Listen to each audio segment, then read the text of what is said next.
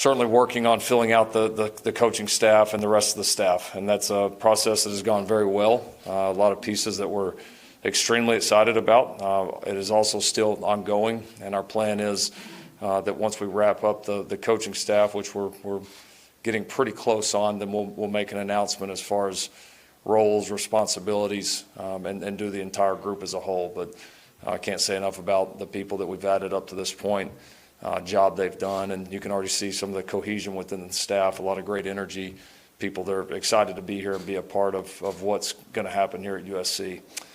And then obviously the next part has been throughout these last few weeks is the starting point of building a championship roster here.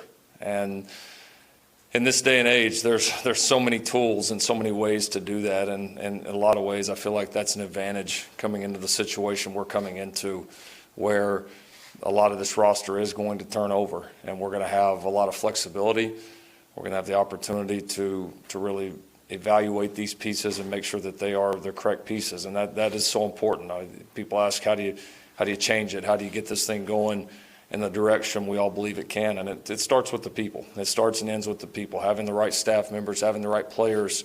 And when we say the right players, we talked about this at the opening press conference. It's everybody sees, you want talented players, you want good football players, but they've got to fit in within the framework of this team. They've got to fit in within the culture that we want to promote here. And we know what a championship program looks like, and it has to start with that. And so the pieces that we have added, the pieces that we will continue to add over the next few months, and really, to me, signing day goes all the way up through August. It's with a way to add so many different players in so many different ways.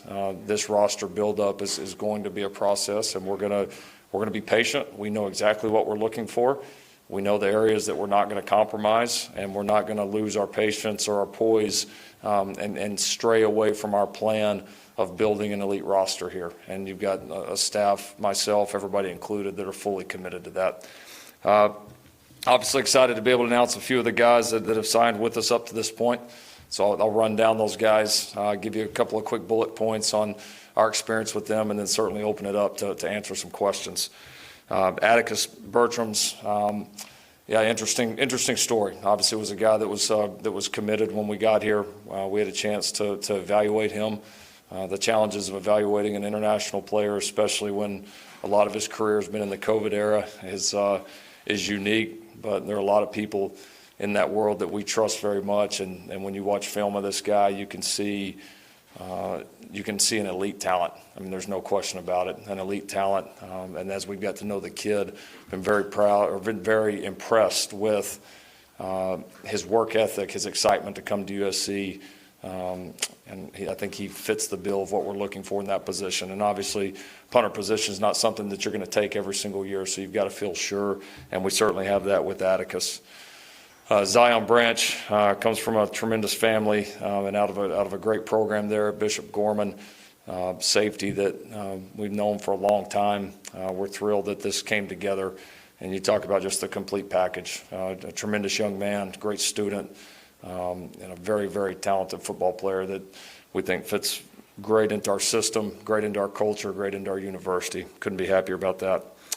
Raleek Brown, talking about one of the most dynamic playmakers in the country, a very, very unique player that has the chance to impact the game in many different ways. Another guy, obviously, that comes from a tremendous program at Mater Dei, another great family, and thrilled to see all the ways that we're going to be able to use Raleek. Damani Jackson signed here with us today, obviously as well out of Mater Dei.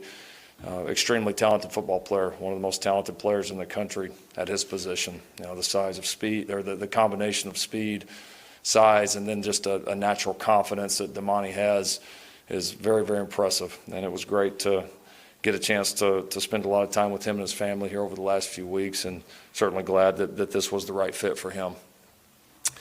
Garrison Madden, really feel like this guy's, in some sense, a diamond in the rough. Guy that got away from football for a few years, just recently came back to it, but that has tremendous length, has a great frame. He's 6'2½", 200 pounds right now. That's going to be 225 before he can blink. And you're talking about one of the fastest linebackers in the country. The speed, just jumps off a tape. And that's one thing for us defensively here. Of course, we want physicality. Of course, we want size, power, all of that. But we are not going to compromise speed at any position, and Garrison certainly adds to that. Fabian Ross, also out of Bishop Gorman, again, another championship program, guy that brings that kind of identity and DNA here to our program. Fabian, a tremendous player, very versatile player in the secondary, very physical, another player that was obviously committed here before, and as we got a chance to spend more time with him and his family, there was no question that we wanted him here. Brings a great outlook, brings a lot of position flexibility, so very thrilled to have Fabian a part of our family. And then the last one to announce today is Devin Tompkins, elite edge player. And you know, one of the things when we brought Coach Grinch to our previous stop, one of the things that we had to change initially was the makeup of a defensive line and really kind of define what we want that to look like in our current defensive system. And you know, the emphasis being on speed, being on athleticism, guys that can win in one-on-ones.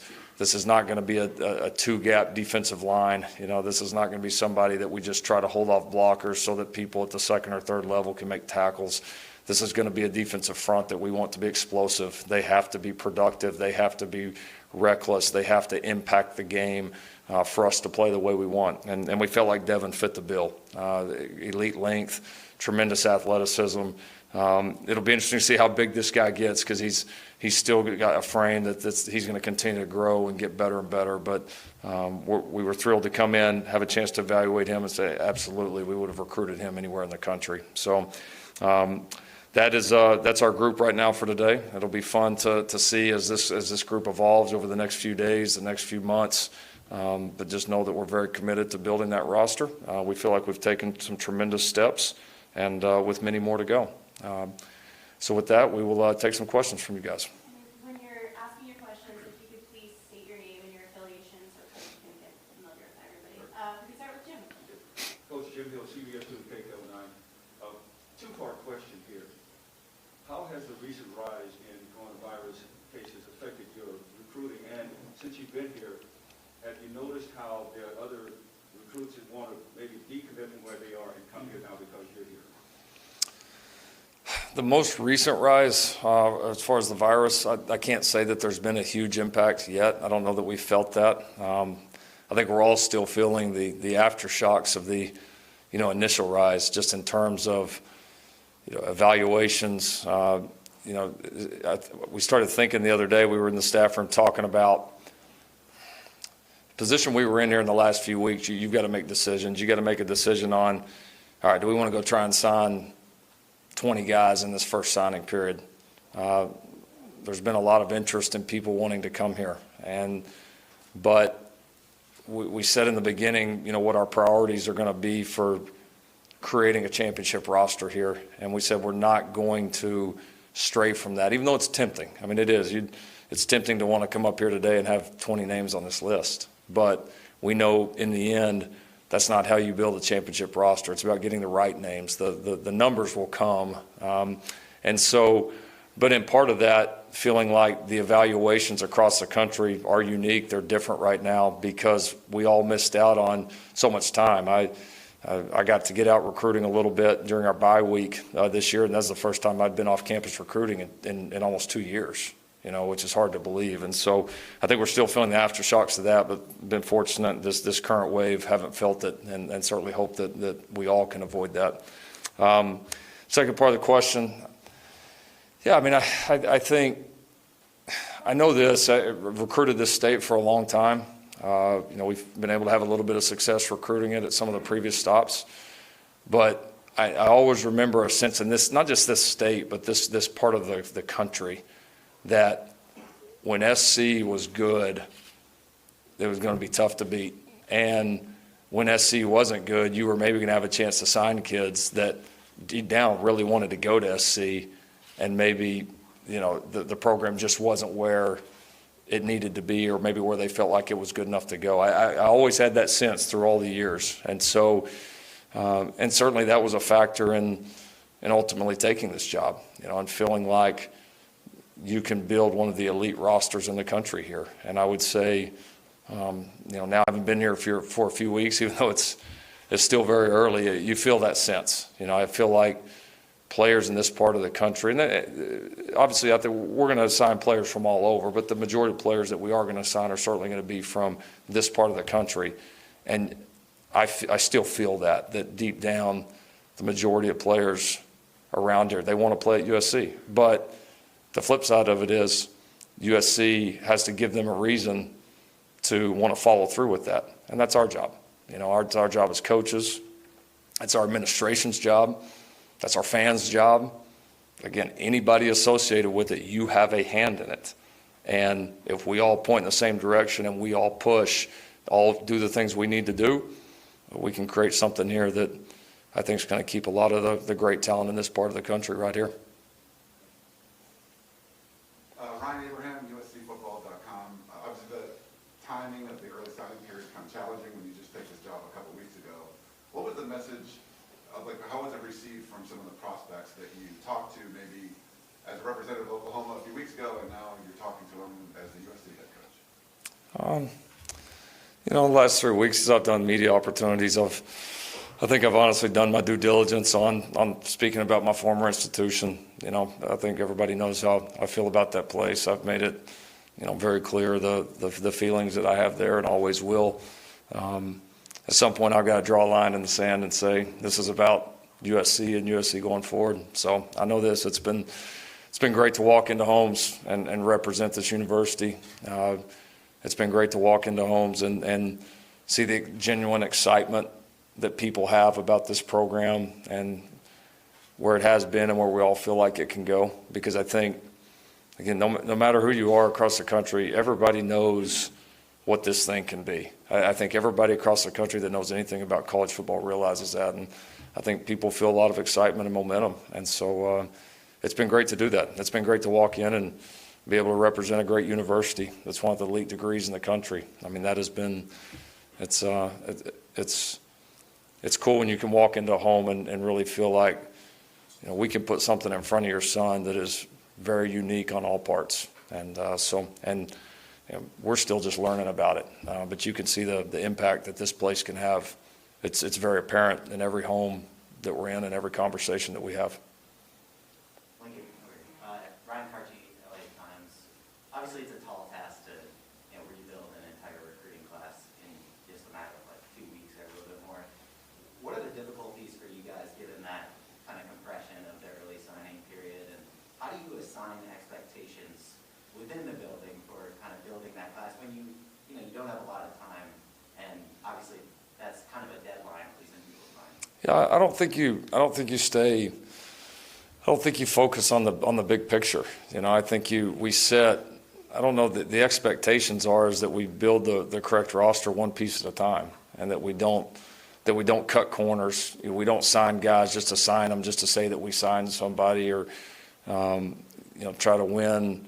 We're not trying to win a Wednesday in December, a Wednesday in February. Those are part of it. We get that. It's obviously a huge part of it. But the ultimate goal is to put the best football team we can out there, to put a championship level roster together. And again, I think where this is different, and I feel that with our staff, is, we have a lot of people in that room. We've been there. We know what that looks like. And so there's not I think if we weren't as confident in our approach or what it looks like, the temptation to rush it, to maybe bypass some of the procedure and process that it takes to evaluate and make sure that you're bringing in the right pieces, we would probably be more tempted to do that, maybe a little bit less committed to the cause, if you will. But that's just not the case in our room. I mean, we know what it looks like.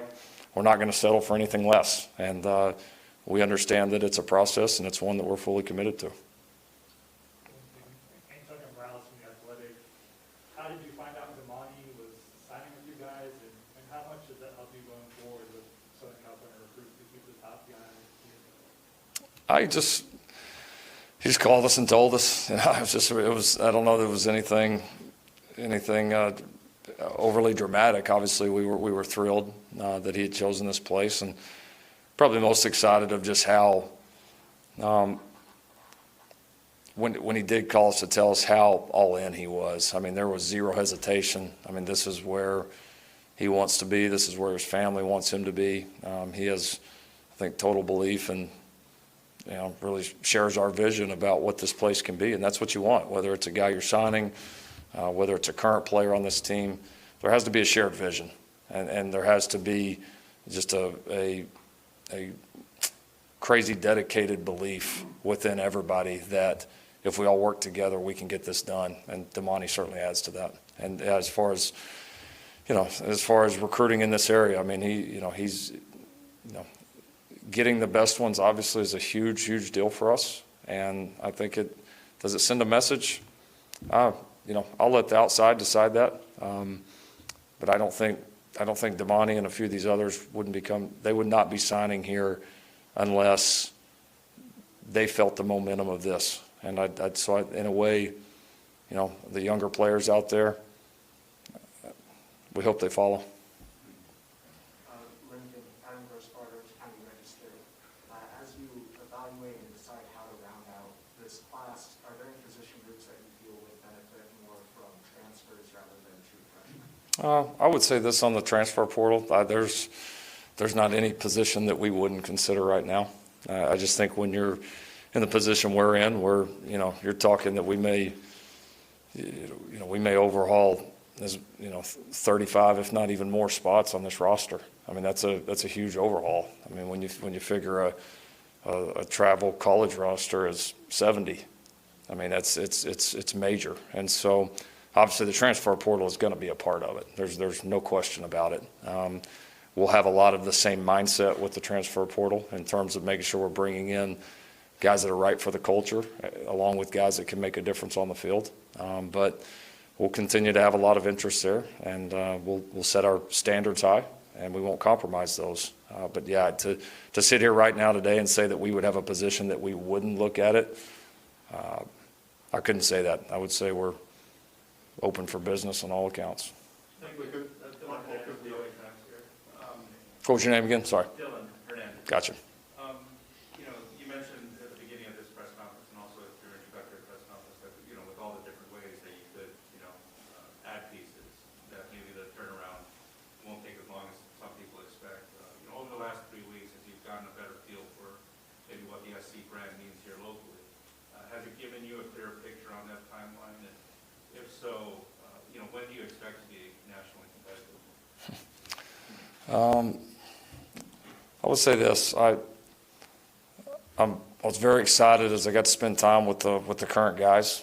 I like the mindset of a lot of those guys. I like the buy-in and excitement you can see. I mean, I think typically you would think some of these players after a long season, you play a game there late, you come back in, what would the attitude and vibe be around the guys? I mean, the guys were ready to go back to work on Monday, and a lot of them did. And so it was good to see. I mean, I think you can feel their excitement. So I think that very optimistic because of that for sure. And I would say, yeah, all the other parts of this job, the building of the staff, the beginning of building the roster here, I've certainly, any expectations I had, anything that I maybe wondered about before actually getting out here and getting boots on the ground, I'm, if anything, more optimistic about it. I like what we have. I think it's a good starting point. Now, it is a starting point. We know we've got a lot to build, but I'm confident we'll do that. And so our as a staff, our standards, our expectations, they're going to be the same, regardless of, what program we're in, where we're at, what happened the year before. That's just how we're wired. I mean, I don't know how to expect anything else. As far as USC.com, you said this is the first time in 2 years you've been doing in-home visits. What are some of the challenges with NIL now? How do you go about that with these families? I don't know how to describe them as challenges. I think there's two sides of it. I mean, I think there's the opportunities that these families are going to have, and I mean, what a phenomenal resource that we have right at our fingertips here with the power of this university and the power of this city. I mean, it's the possibilities for NIL for all of our student athletes here are endless, and we're just scratching the surface of what this is getting ready to be. And that's, again, you kind of look at this job and this opportunity here at USC and kind of what you project, not only where it's at now or maybe the history, but also look into the future of what it can be. And I have a hard time imagining a university, a football program that could be in better position than us to capitalize off that. And then the second part of the NIL side for me is we've got to find a way to do it within the framework of the team. It's still, no matter what topic that we discuss, it's going to always come back to that for me and for the people in this program. It will always be that way. So, our hope is to build, not just our hope, our goal, and what we will build, I think, is a system that where there's NIL opportunities that can change people's lives around here, that can make a huge positive difference.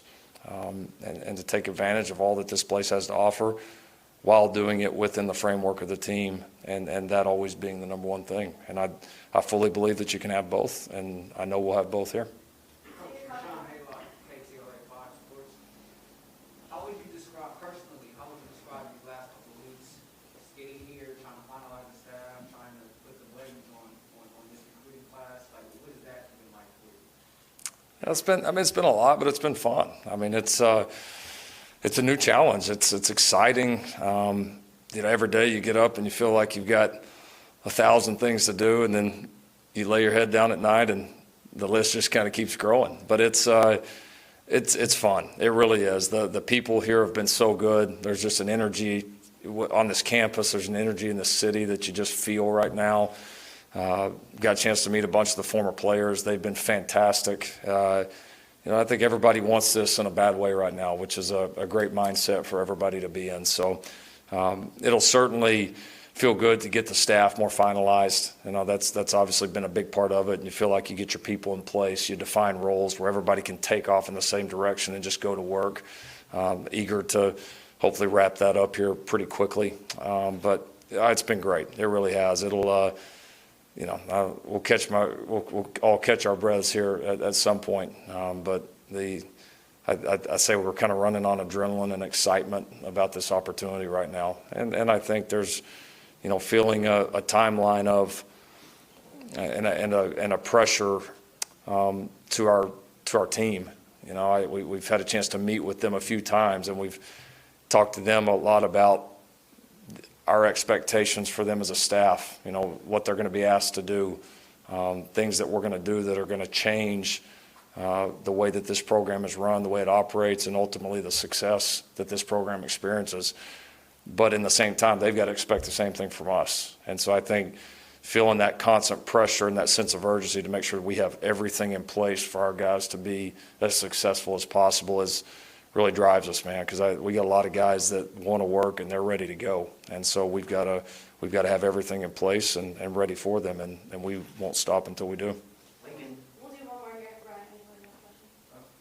Ryan, GeorgiaSports.com. From the time you got hired, how did you go about building a recruiting board and assessing priorities and a plan in place all on the fly? That's a great question. The opportunity to watch last year's team practice was very helpful for us.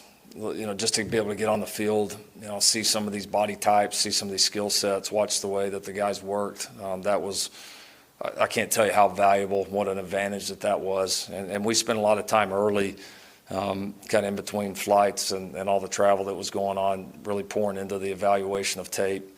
And then after that, a combination of obviously guys in this part of the country, guys that were considering USC in some form or fashion. We focused the majority of our time there. We did not want to go off on a lot of wild chases on guys that were either maybe unlikely to come here in such a short time period, and then most importantly, we didn't want to go off hunting guys, just trying to add guys on signing day that we didn't know and that did not know us. You just take that risk of, am I bringing the wrong piece in the room? And right now, you got to go get the right pieces, but you got to avoid bringing in the wrong pieces too. That's so important. We'll get the right pieces. Trust me, there are enough people that want to come play football at USC and go to school at USC. we'll get the right pieces. We just gotta make sure that we're selective, and that we avoid, maybe the ones that wouldn't fit in our culture. And so we stuck to that. We'll continue to stick to that. The board grows and changes, not just every day, but about every 5 minutes right now. And we'll continue to stay active as possible.